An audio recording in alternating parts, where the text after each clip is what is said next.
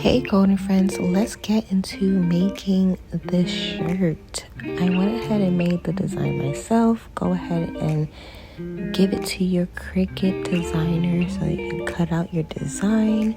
Here I am weeding out the vinyl. I would say definitely be careful when weeding out your vinyl because some brands are more delicate than others and you do not want to end up ripping your design as you're weeding it out.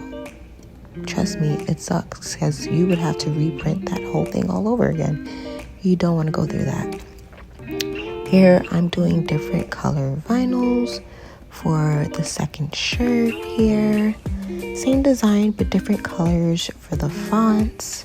I was just testing out to see, which design I preferred, but luckily all three came out so amazing, so gorgeous.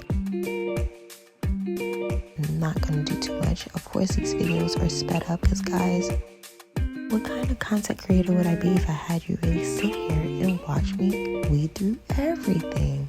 Wouldn't that be crazy?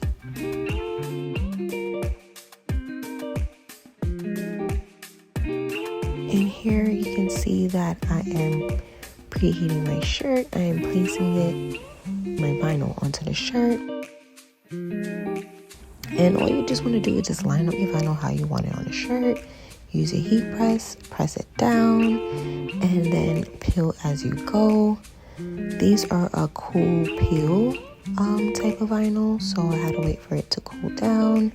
And yes, you see there, I messed up, but guess what? I fixed it, y'all.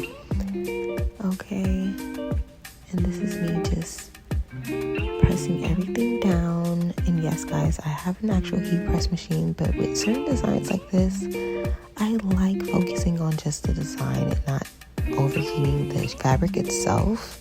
I noticed with certain fabrics and certain t-shirt brands, when using a heat press, it leaves that weird square mark, and I hate that. But here is the final result, guys. Look how gorgeous these came out. And yes, my flash is on, so that's why they're reflecting. Two of them I used a silver vinyl, and the other one I used a rainbow reflecting vinyl. Here's a little bit more on the designs and how these things just glow in the dark.